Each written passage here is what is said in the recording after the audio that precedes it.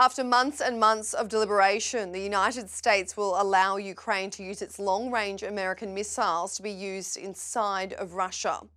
Previously, the bargain struck between the allies was that Ukraine was allowed to defend its own territory with the US weaponry, but couldn't use it to go inside Russia for fear that would seriously escalate the conflict. The US had retracted its limitations on the weapons it provided to Ukraine before, previously revoking earlier restrictions on F-16 fighters, long-range missiles and tanks. But now, with just 2 months to go before a new administration will be sworn into the White House, it's crunch time for Ukraine to exhaust whatever support they can get out of Joe Biden. Joining me now to discuss all the latest developments in this war that is entering its 1000th day is former British Colonel Hamish to Bretton-Gordon. Hamish, thank you so much for your time today. This green light from the Biden administration has been long awaited in Ukraine's desire to push Russians out of its territory while also protecting its own border from any further invasion. How significant was this announcement? Well, first of all, I suppose better late than never.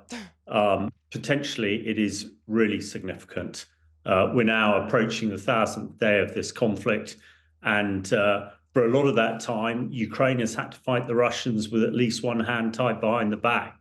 The West and the US and the UK have drip-fed military capability really from the beginning, mainly because they've been terrified that Russia would escalate and use nuclear weapons. In fact, Putin and his other close advisors have been threatening nuclear attack virtually since they invaded Ukraine on the 24th of February 2022. Hopefully, they've now realized that is not going to happen.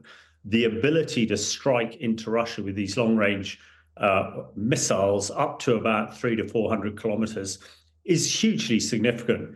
I think if we look at the main area of fighting to the sort of northeast in Kursk region of Russia, to me, it is pivotal. That is vital ground for the Russians, vital ground for the Ukrainians. And we know Ukraine have held that territory for a number of months now. And Russia has built up a massive force, 50,000 troops, including apparently about 10,000 North Koreans, to counterattack, to retake it. And I think whoever holds that land at Christmas will really be in the box seat, will be on the front foot for any negotiations we're expecting President Trump to try and start early next year. But what these missiles mean is all those Russian troops who are in their harbor areas and start points for this counterattack are now hugely vulnerable to attack from ATACMS, Storm Shadow, and other long-range Western missiles. So it has the opportunity, has the chance to really tip the balance and give Ukraine back the advantage. And the Ukrainians been on the back foot for the last 12 months, taking a hell of a hammering. So thank heavens that now President Biden knows that he's going out of office soon and is not so worried about his own political future. He's been bold enough to allow these weapons to be used.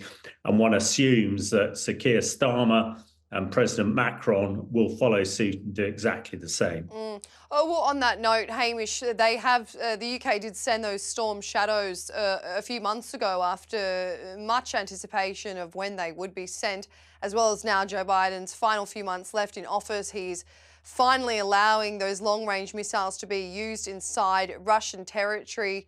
What else is Ukraine waiting on when it comes to kind of advanced weaponry or being greenlit to use certain things that would push Russia and, as you said, now North Korean troops not only out of its area, but to keep them staying in Russia? Well, I think it's like a complex chess game.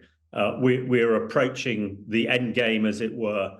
And it's up to the West and particularly the US to make sure that Ukraine can get into a position of advantage. Now, a lot of the weaponry that it's had, I mean, it's had ATACMS and Storm Shadow for some time, but it's been very restricted on where it can fire those weapons. And it hasn't been able to fire in Russia, which is really illogical because, of course, Russia is launching all these attacks onto Ukrainian cities, the power grid, hospitals and schools from that very area in eastern Russia, where now Ukraine can target with its Storm Shadow and its ATACMS. Also, of course, other kit that Ukraine would want is more fighter jets. It has some F-16s, but not very many of them. But I hope also President Biden and Prime Minister Starmer will consider over these next few weeks also what more they can do. What one looks at what the US and the UK did to support Israel when Iran was firing missiles and drones at Israel. The US and the UK fighter jets took them out of the sky.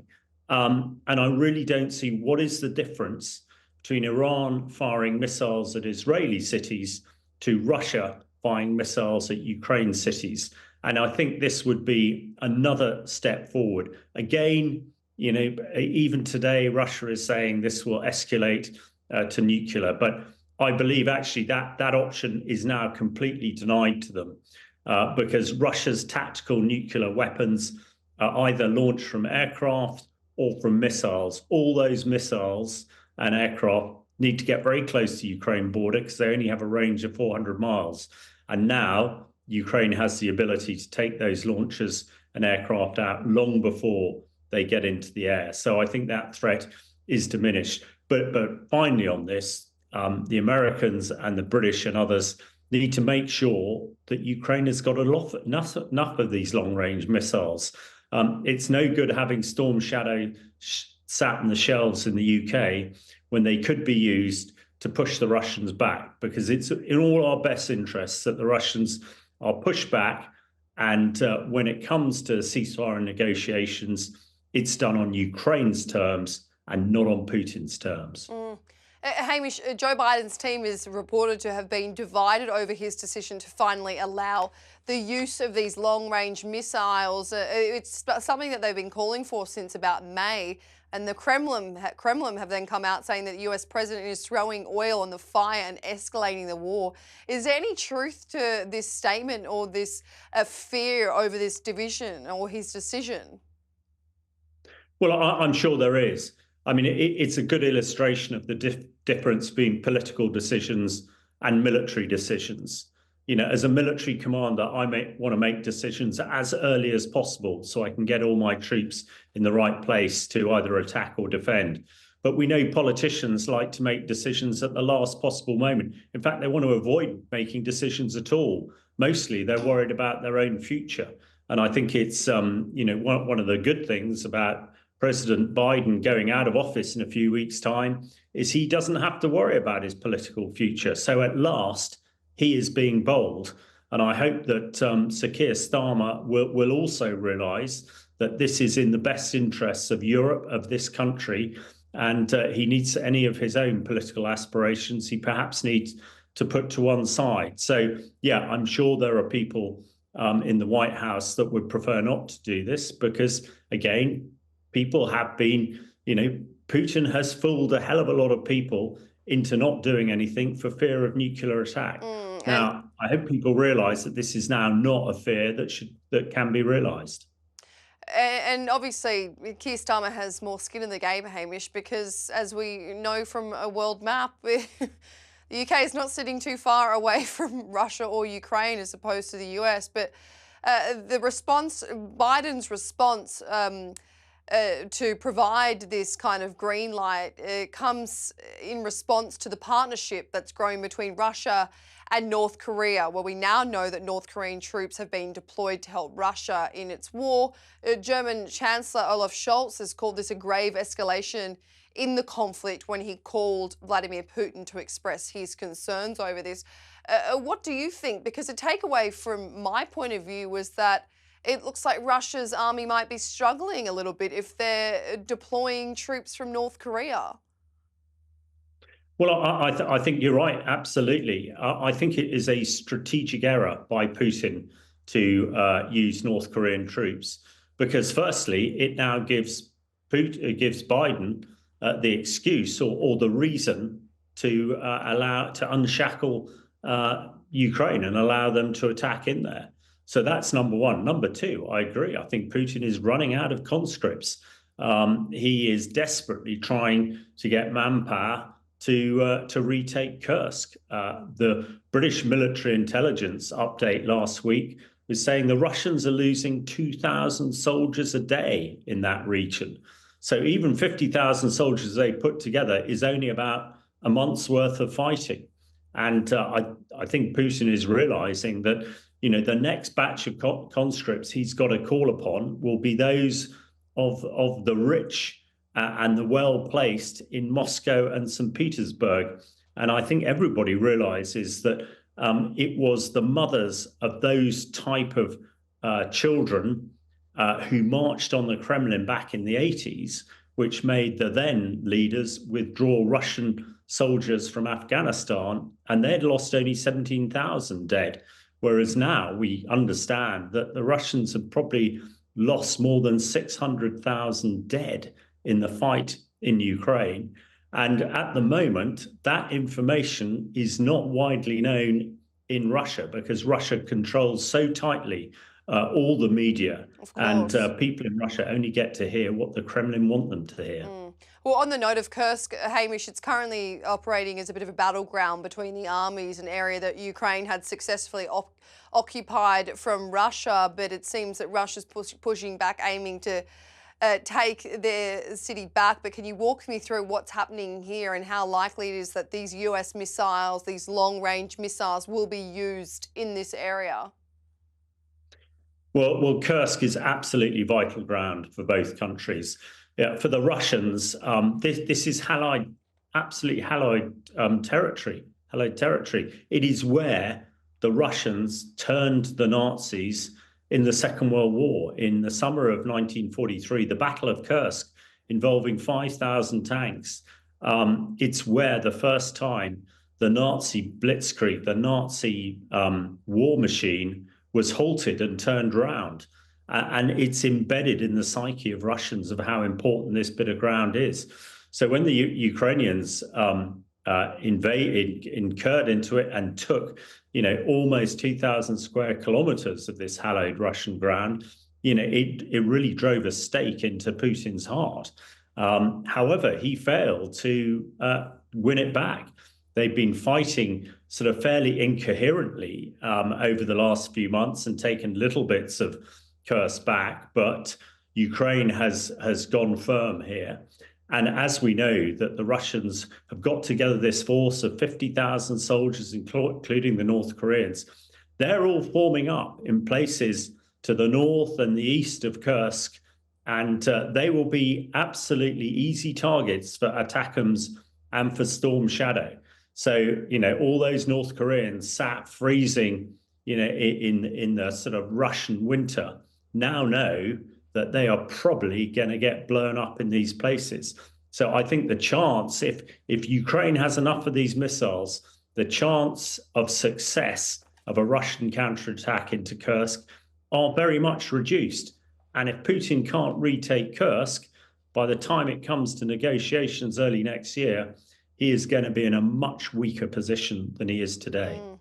Hamish, you mentioned before that a nuclear war, or at least Russia using nukes on Ukraine, is kind of looking less likely as we go into this new chapter of the war. But as a chemical weapons expert, how likely is that we could enter into more of a chemical weapons war? Because we've seen, as you and I have discussed, that Russia's army have been using chemical weapons on the Ukrainian troops in their trenches. Is it something that we might see a bit more of?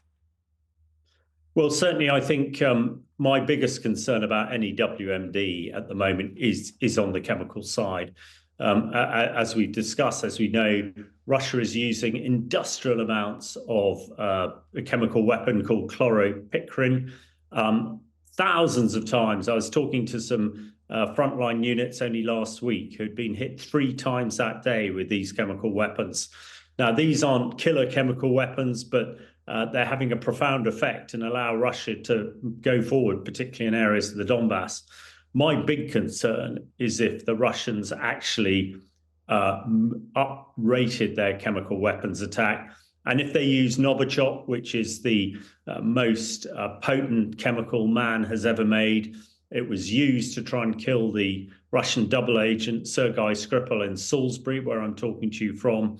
If they use Novichok, then potentially thousands and thousands of people in Ukraine could be killed.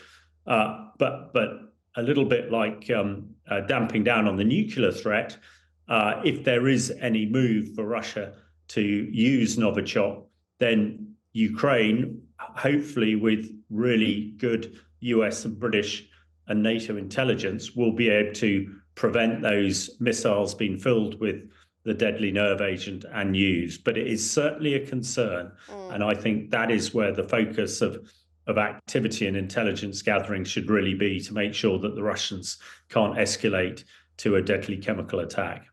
Absolutely. Hamish, getting to the state of politics now, we've got 2 months before the Trump administration is officially sworn in. We know that for months and months in his campaign, Donald Trump has spoken about reducing foreign aid. He thinks that the United States really bears the brunt of giving a lot of money to war-torn countries. How different will this war look like when it comes to January, February going forward?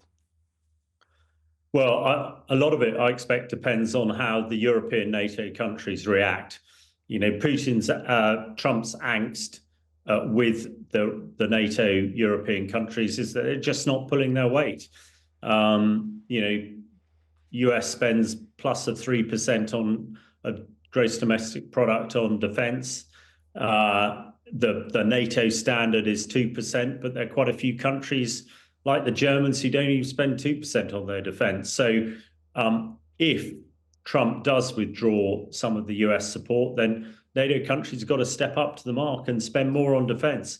You know, in the UK, we are barely spending 2.3% on defence. And, you know, if the US pulls out, then we are going to have to spend a heck of a lot more, 3% plus. And I think people need to remember, when Putin looked west on the 24th of February 2022, he didn't see a conventional deterrence, and that is our fault. So if Trump does pull out, then we are going to have to spend a lot more on defense, and we've got to rebuild our military, because I don't think anybody who studies this conflict in any detail and really understands it believes that Putin will stop at Ukraine. If we are talking along the same lines in a year's time and Putin is in Ukraine, then that would mean that we will be at war with Putin. And it's absolutely essential that we do everything we can to prevent that. So the move to allow Ukraine to fire into Russia, I think, is a very major step to making sure that we don't have an all-out war with Russia in Europe, with or without the United States. Hamish, just finally, with the UK and France having now sent these Storm Shadow missiles to Ukraine, and the US now confirming that Ukraine can use these long-range missiles that they've provided to them to go inside Russia to officially put this war to bed, does it not already feel like NATO is at war with Russia? Well, that's certainly the argument coming out of the Kremlin. But NATO military equipment has been used to try strike Russian forces in the Crimea, and also to a degree in Russia itself. So that argument, I think, is slightly hollow, and is one that the Kremlin will push for. I mean, I think even if you know, NATO jets are used to take out Russian missiles and drones fired at into Ukraine, I don't think that would mean that there is a complete joining of the war either. So, yeah, I think NATO must push on and supply everything that Ukraine needs to enable to prevail, and prevent actually having NATO to directly fight the Russians. Because if this latest effort does fail, then that is certainly a possibility sometime next year. And we'll be waiting to see how significant or detrimental these long-range missiles the US has finally given approval for Ukraine to use. Hamish de Bretton-Gordon, thank you so much for your time today. Thanks very much for having me.